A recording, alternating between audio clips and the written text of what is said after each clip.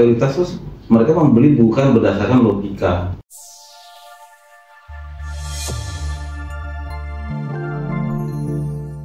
Oke, semangat pagi Luar biasa. Oke, baik, untuk hari ini kita bedah buku dari user B2B Jakarta ya. Sebelum kita mulai bedah buku, untuk judul bedah bukunya hari ini kita beri tema yaitu seni cara bisnis penjualan begitu ya. Untuk jual produk gitu. Nah, sebelum kita lanjut untuk bedah buku ini, kita perkenalkan terlebih dahulu. Perkenalkan, saya Fadli. Depan saya ada Bapak Darmawan. Ya. Sebelah saya ada Reza Gunanda.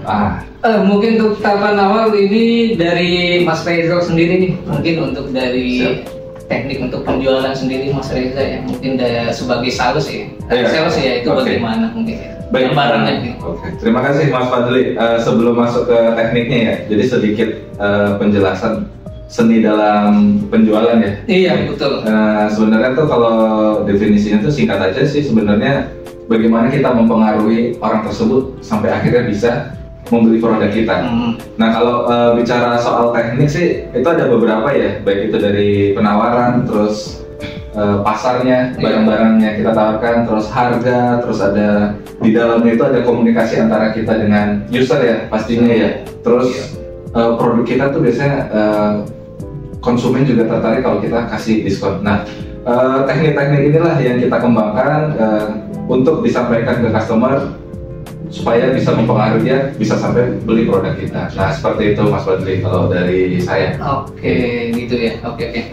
Untuk dari penyampaian gambaran mungkin dari Mas Reza ini cukup bagus juga ya untuk kita kedepannya sebagai sales ya.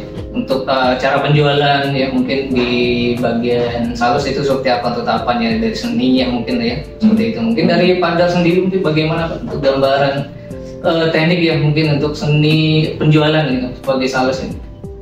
Banyak macamnya ya. Jadi pada prinsipnya itu konsumen itu beli kadang-kadang ya, mayoritas tuh mereka membeli bukan berdasarkan logika, pakai emosi ya biasanya itu. Nah, jadi ada beberapa faktor yang harus kita siapkan. Itu pertama adalah packaging.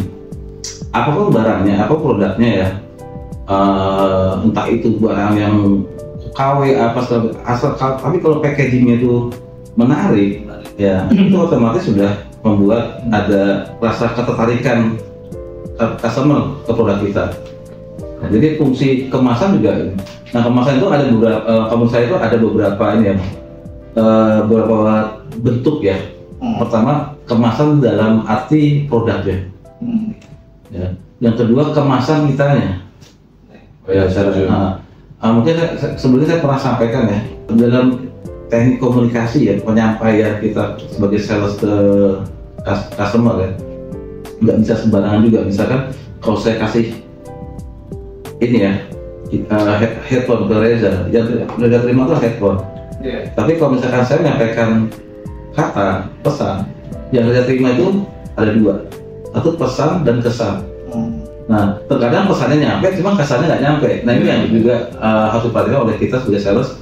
Gimana caranya customer itu mendapat kesan yang baik, selain pesan yang akurat, tapi kesan yang baik ya dari kita sebagai penyampai kesannya. Ya contohnya harganya mahal, tapi cara penyampaian kita baik, mereka nggak anggap itu mahal. Karena yang tadi saya bilang ya, terkadang itu mereka membeli bukan dengan logika, tapi dengan emosi. Ya paling singkat ya seperti itu ya Mas Fadli ya. Untuk lebih detailnya mungkin nanti dibahas di sesi dan buku berikutnya. Baik, seni dalam penjualan part 1 misalkan. Nanti ada seni penjualan part 2, nanti berikutnya part 3 baru. Jadi untuk mengingat waktu kayaknya sih sebenarnya yang paling dasar tadi ya. Nanti kita bahas lagi, kita bedah lagi pengembangannya seperti apa. Ada misalkan Red Ocean, Blue Ocean itu banyak banget, itu ya kita bahas sama-sama di situ. Ya gitu sih Mas Fadli sementara. Oke, baik. Mungkin dari kesimpulan dari yang bisa ditarik ya, mungkin dari Padar ini ya, untuk dari seni penjualan ya, untuk di produk sendiri itu bukan hanya dilihat dari segi produknya saja gitu ya, melainkan kita bisa melihat dari segi packagingnya gitu.